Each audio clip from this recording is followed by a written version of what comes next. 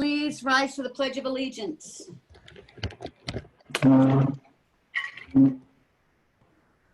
I pledge allegiance to the flag of the United States of America and to the republic for which it stands, one nation, under God, indivisible, with liberty and justice for all.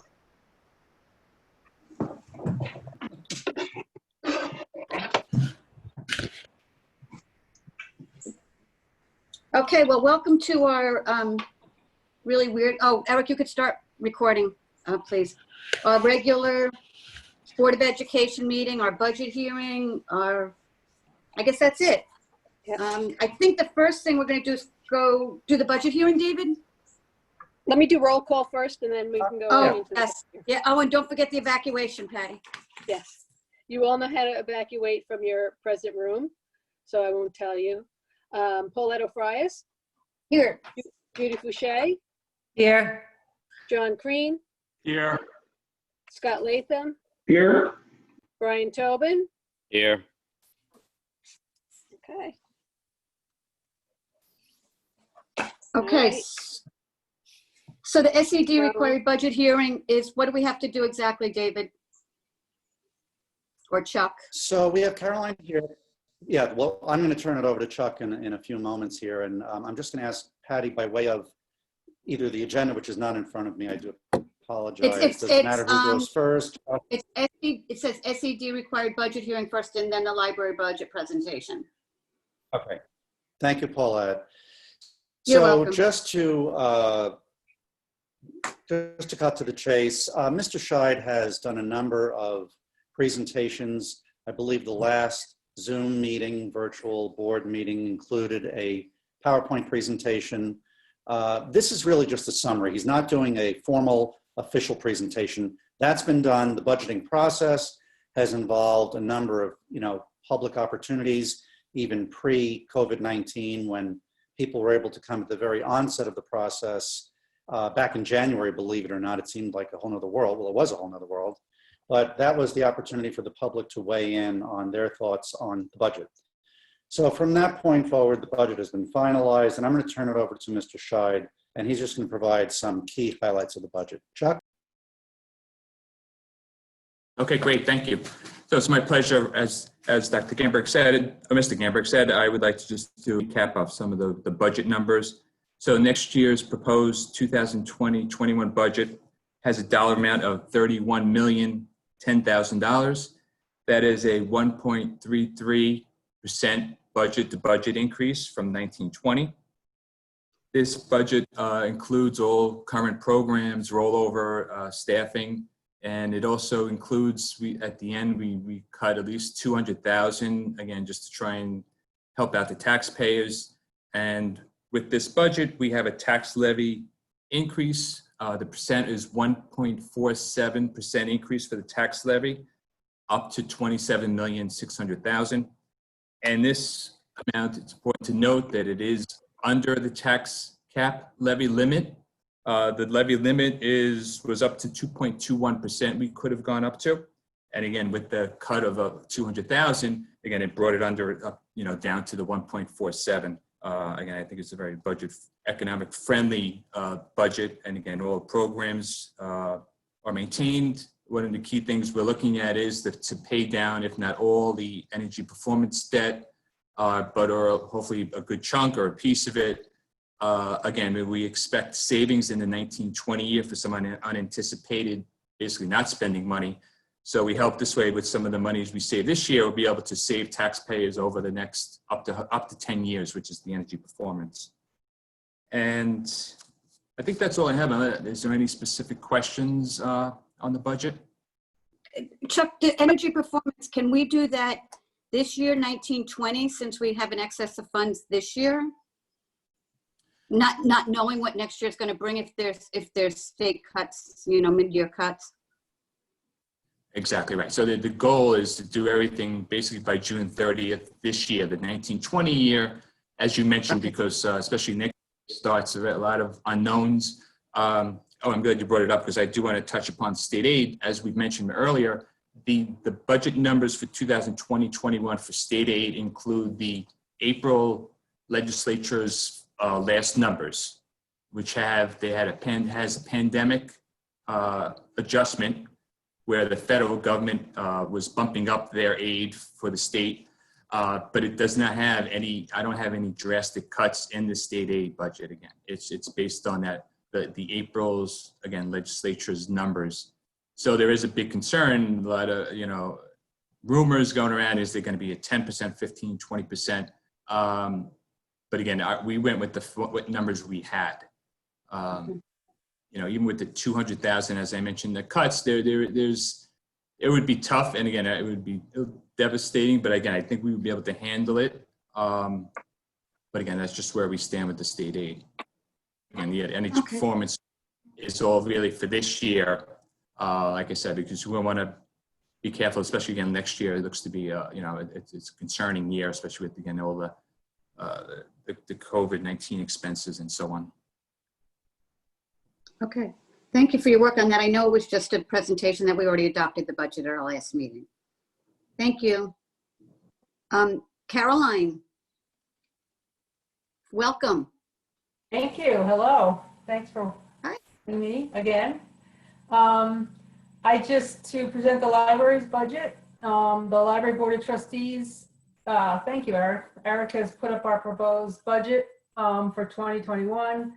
And in light of current events and because of concern for a lot of our community members, the Library Board of Trustees voted to approve an operating budget for the upcoming year that has a 0% increase in the tax levy and the budget as a whole. So we're going to just stick to spending what we spent this year. There should be a bit of a fund balance based on the fact that we've been closed since March. So we're going to rely on that fund balance, hopefully, to continue to make up for it was going to be about a 1.8 increase, and now it's a 0% increase. The tax levy does also include the $168,000 that we're paying this year for the construction loan for the renovation, which is done. And we're just going to finish paying that loan off in the next, I think it's 2 years. So the total amount we're asking the taxpayers to approve is $1,083,790, which again is the same amount that they approved in May of 2019. Does anyone have any questions? Thanks, Eric. Thank you, Caroline. And just by the way, in the renovated library, as soon as it is able to open again, I highly recommend everybody going in and taking a look. It came out really well. I can't wait to see it. We were open for 6 weeks, and then we had to close. Oh, well. Thanks. Thank you. That brings us to our consent agenda, which is the approval of our minutes from our April 22nd meeting. April 22nd. We met in April? I'm so confused about the dates. I thought we met in, okay.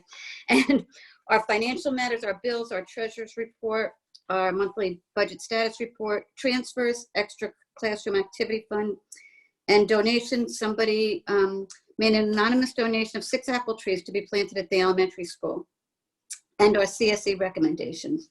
Are there any questions about the consent agenda? I'm going to ask for a motion, but you got to tell me who's doing it because I can't see everybody, please. A motion to accept the consent agenda. Moved. So moved. That was a Scott. Second was Brian, I believe. All in favor? Aye.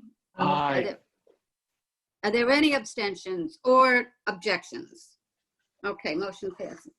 The next thing on the agenda is I need a motion to award the RFP for independent auditing services to Collin and Danowski LLP. Judy, do you want to talk to that or just make a motion? Just make a motion. They came in and were the best choice that we had financially and obviously operationally, and we are very happy with them. So I make a motion that we approve them. Thank you. And that was Brian that did the second, I believe? Yes. Yes. All in favor? Aye. Aye. Aye. Any abstentions or objections? Motion carries.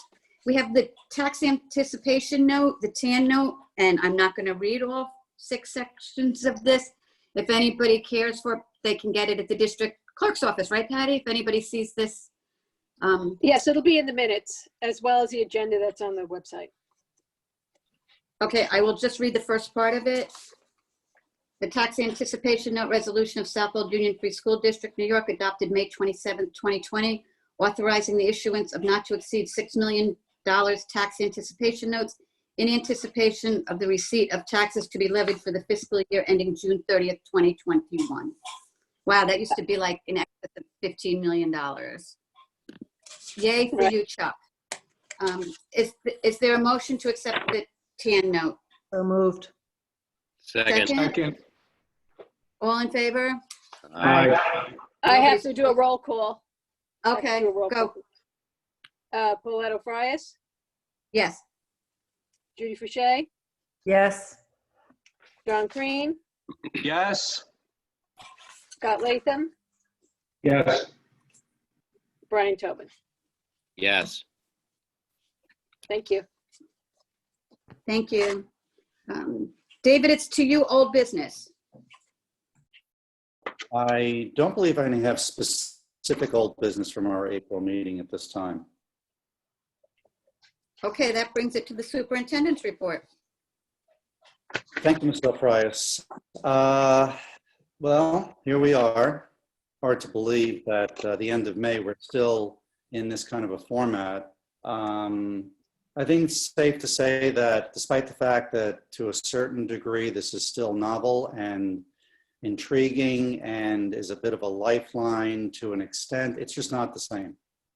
For those of us who have attended board meetings in Southold, it used to be held in the library, in the auditorium. Although maybe back when the library was the auditorium before it became the library again, it was held there as well. I'm not sure. Yeah, they That's were. a long time ago. Yes, they were There actually. you go. But I guess my point, without belaboring it, this is certainly very unusual, and it just doesn't replace the face-to-face, in the flesh, if you will, time to look back upon the year, which is what we're starting to do right now. I think all of us, to a person on this Zoom call, if you will, we're starting to think back as well as look ahead. So with that, I just want to point out, just in terms of something that is very important, we've conducted 2 what are called reopening committee meetings. And basically, this is designed to provide some type of a framework or a roadmap for consideration come the summer for an eventual reopening of schools. Mr. Latham, Scott, we've missed you at the meetings, but I think you've been briefed. You've been getting some of the minutes and the materials on that, and you certainly will be joining, I'm sure, probably the next meeting, quite frankly. But it has about 27, 28 people. So it's a bit unwieldy. I mean, how many people are on this? 4, 8, 12, 16, 20. So it's even more than this, if you can imagine that. But it's very important work as much as it's incredibly daunting. The conversations that are being had recently, casually, offline, online, daunting just seems to keep coming up as far as what the future may hold. It's important though to acknowledge that we are taking steps that I think that the community, I know that the community needs to feel a sense of confidence that the fiscal house is in order, the infrastructure is in a very good place. We can always improve in every area.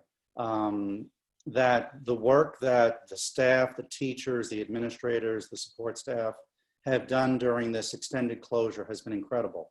Some of it you just can't even measure, you can't capture. And it's just important to acknowledge that as the superintendent, I am personally and professionally extremely appreciative of the work that people are doing remotely. It is not distance learning, it is not online learning, it is remote learning. And the reason for that distinction, it sounds insignificant, but it was thrust upon the profession and the communities throughout the country, throughout the world, which if you stop and think about it, whenever has the whole world stopped doing school the way All of us on this call experience school. Never, ever in 100 years. You know, and it's just stunning. Sometimes I stop, and I'm sorry, I'll try to wrap up, but I'm thinking about the future of education and trying to envision it and trying to do what little that I can do in concert with the staff, the Board of Education. And when you start to try to picture what it looks like to have 6- and 7-year-olds doing social distancing and every teacher with a face mask on because they wouldn't be able to breathe throughout the day and teach using a cloth mask, and you stop and you think, we're ready to order hundreds, thousands of dollars worth of cloth masks, and we kind of stopped ourselves and said, wait a minute, maybe that's not the best way to go. We're not thinking about award ceremonies in the traditional sense at the end of the year and the celebrations. I know that board members look back starting in March and they start to think about what a great school district we have. And instead we're thinking about face masks and the like, and thermal scanners. And that's not school. That's not school, but it's gonna be what it's gonna be, and we're gonna do our level best. Again, I apologize if I kind of went off a little bit, but that's what's on my mind. And once again, just to express deep appreciation to everyone. Thank you. David, have we done or plan to do any kind of survey to staff and parents and students to find out the stumbling blocks and what they need help with? Because of the unknown and because we know we'll probably get very little guidance from the state going forward to help with any kind of reopening plan. I don't know if reopening is the right word, but I think you know what I'm trying to say. I do. So reopening is the word, and we have surveyed families and students to some degree. I would say it's more than appropriate to resurvey them prior to the end of the year. You know, this seems to be going in waves, and in the beginning we thought we'd reopen in a couple of weeks, and it just seemed to get extended. It did get extended at 2-week intervals, and it really left us kind of in these duality of trying to plan to potentially go back soon, or how are we going to continue to sustain this? And so your point is well taken, Paulette, that as part of the reopening process, we need to find out what did work, what didn't work, and what can we possibly do, without a doubt, in terms of learning. I will say this, anecdotally. So we've had 2 one-hour meetings on the reopening committee with 27, 28 people on the call. And it took darn near 45 minutes in each of the meetings before we had a question or a thought about education. Let that sink in for a minute. Out of a 1-hour meeting, a 55-minute meeting, the first 45 minutes of both meetings, folks who were there, could you raise your hand if I'm, is this what happened? Like, I'm not exaggerating. It wasn't like a half hour and a half hour. It was north of 45 minutes. Why? Because people are living in fear. They don't know. And the idea that we open the doors and everybody comes in, if we don't button down those health and safety protocols, supplies, equipment, procedures, they don't care about. It's that higher Maslow's hierarchy of need is what it is. It's human nature. But I'm in agreement, Paulette, with what you're saying.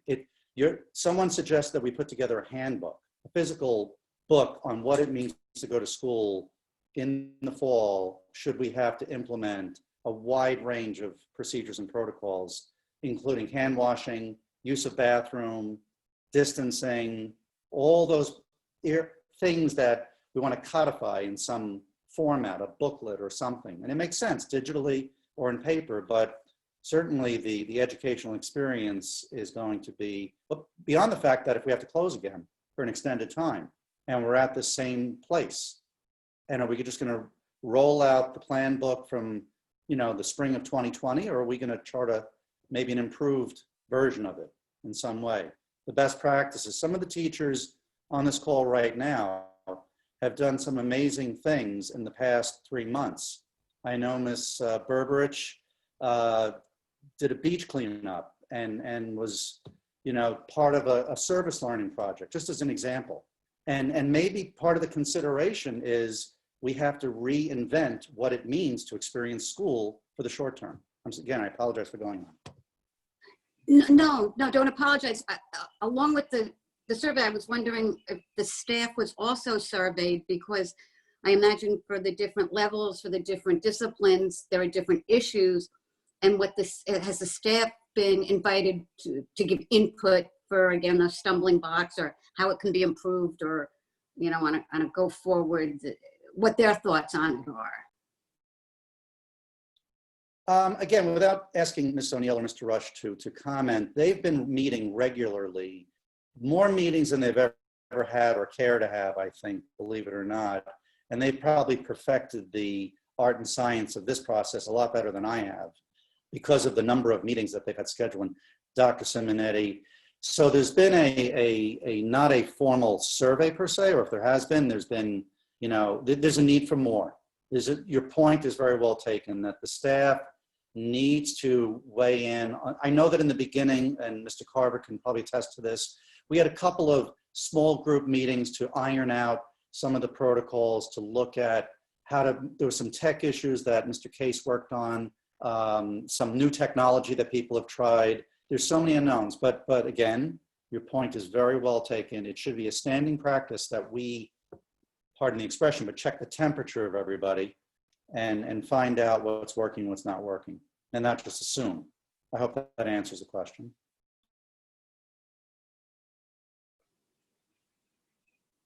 Thank you, David.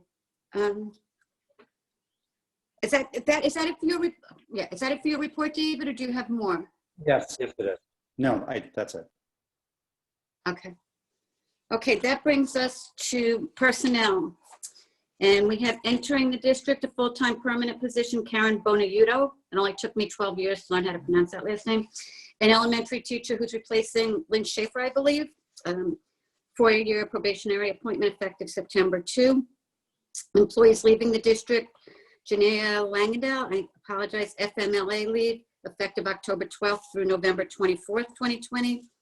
Employees entering the district on a full-time temporary basis is Richard Pisacano, the elementary leave replacement for the above mentioned FMLA leave, effective October 12th through November 24th. And then we have some election workers, Karen Burns, Tony Insinning, Erica Frank, Pam Palmer, Jennifer Brewer, Eric Keel, Kim Chilton, Heather Gearing, Sandra Colin, and Patty DiGregorio. I just added that to it, Patty, instead of doing the addendum. Thank you. Okay. I do have one question about the election workers, and I know it's a whole different world and it's going to be done differently. I remember several years ago, if election workers were district employees, they didn't start doing the election process until after the school day because it was from 3 to 9. If they didn't, they took a personal day to do the election working part of it. How does this work now? Because this needs to be done certain This hours. is going to start at 5 p.m.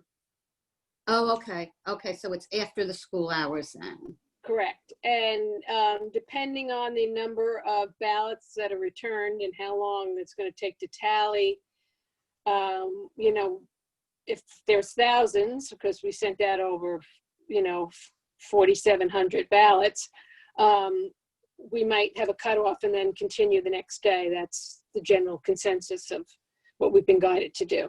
So, so they will get paid an hourly rate in the evening as an election worker, and on the Gotcha. following day, you know, that would be determined if it is needed during the following day.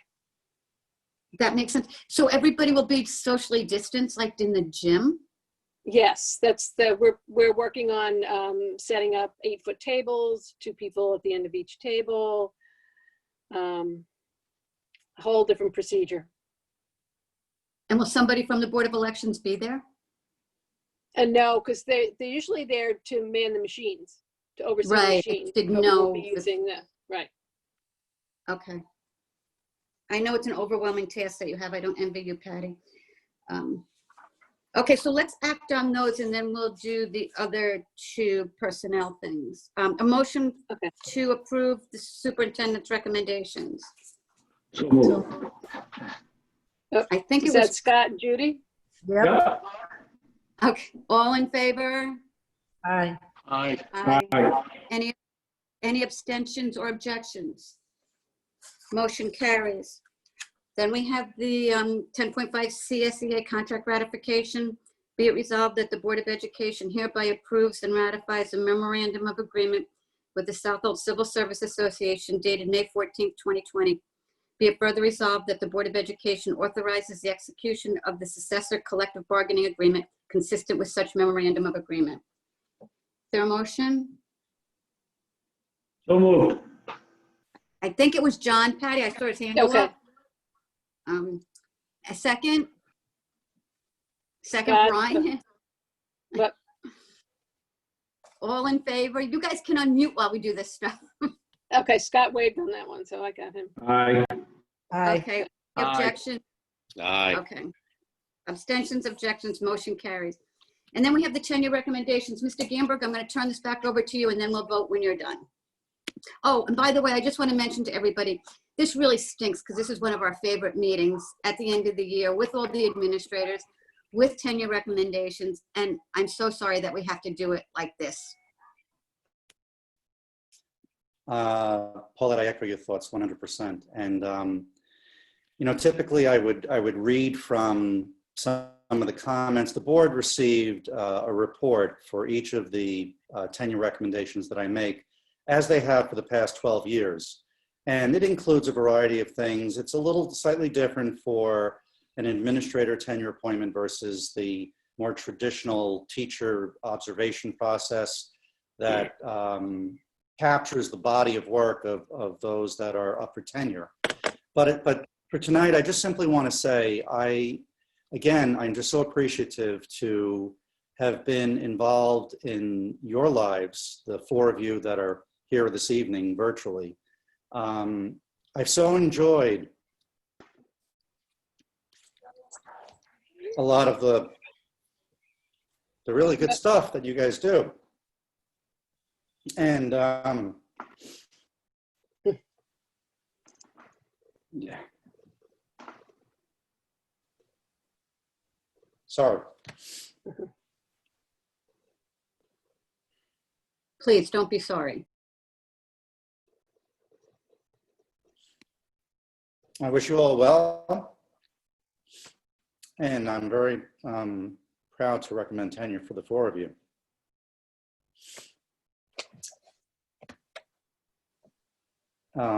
Yeah, again, not the traditional reading of the work, but you all deserve it.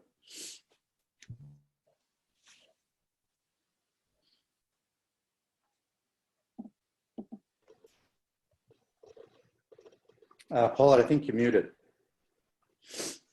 Sorry. Yeah, I was. Do you want to read the names of the four recommendations employees, or do you want me to read them?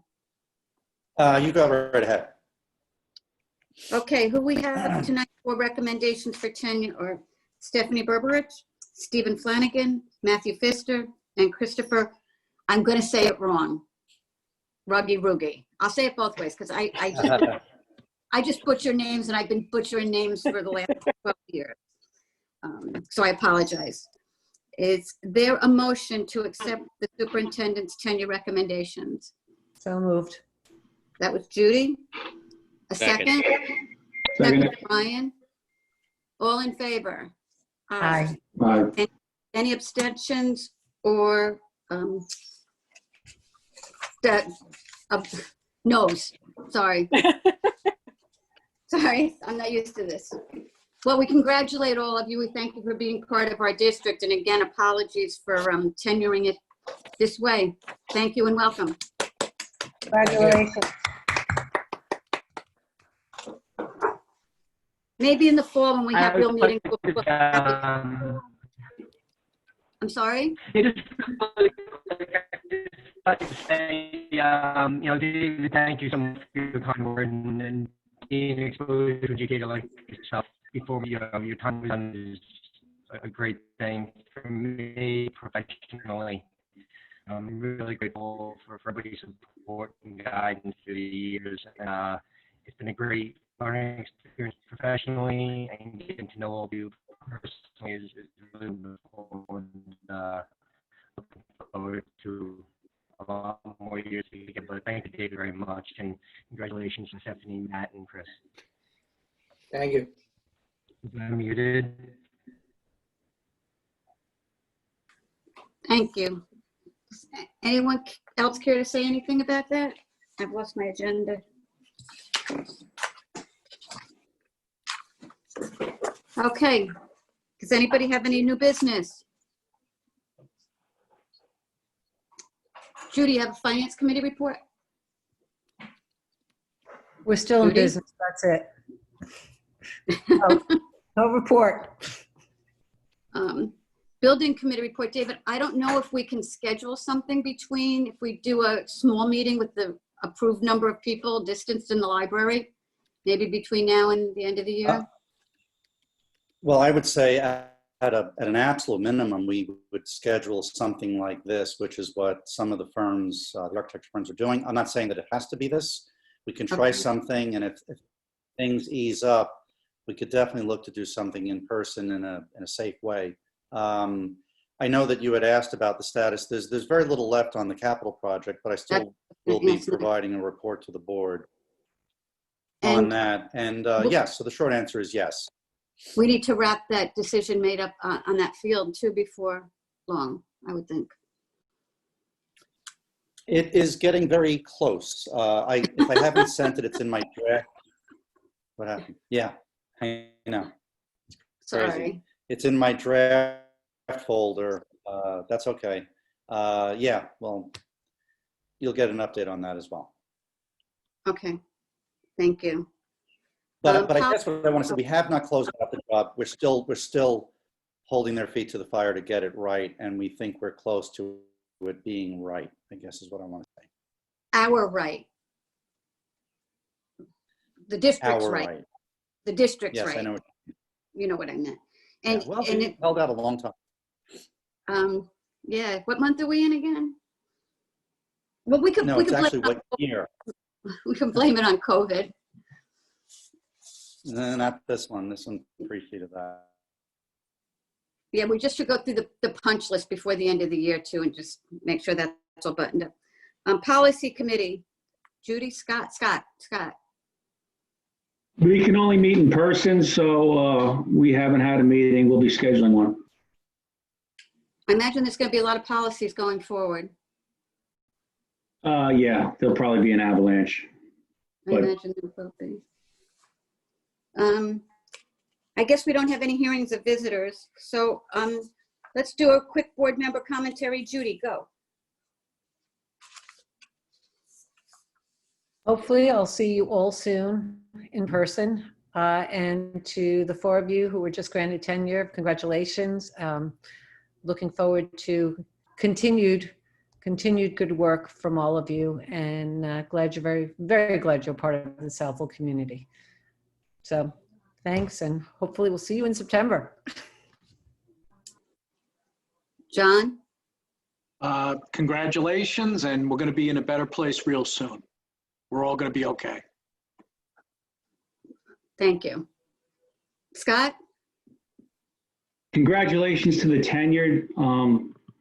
I think where we are now, we can use it as an opportunity. I don't know, they call it creative destruction or whatever, but there's going to be great opportunity that comes out of this, both in how to learn, how we learn, how we attend school.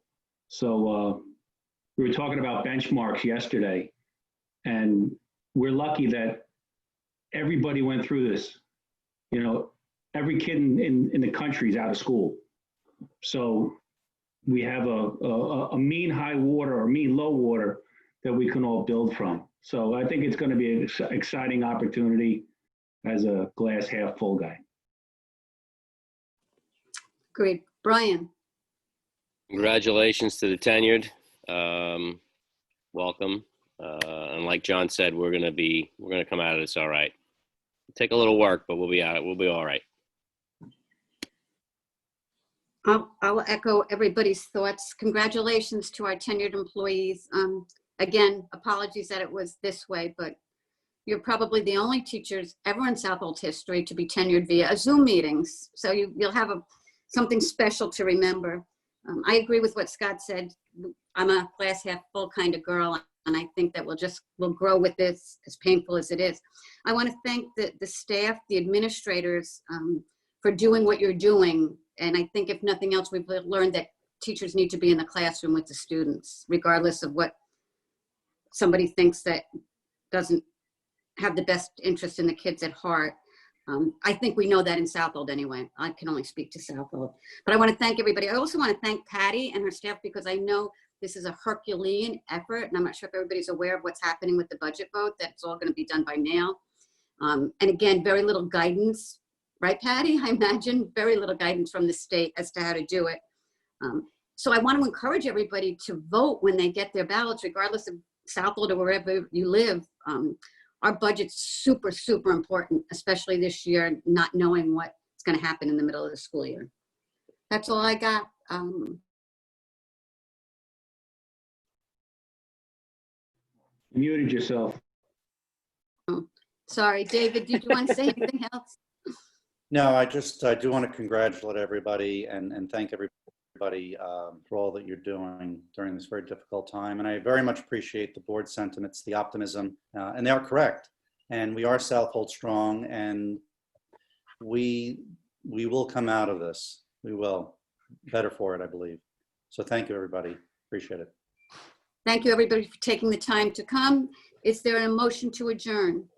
So moved. Is there a second? Second. I'm assuming everybody's in favor. Aye. Aye. Thanks, guys. Everybody stay well. Thank you and congratulations. Thank you. And happy birthday again, David.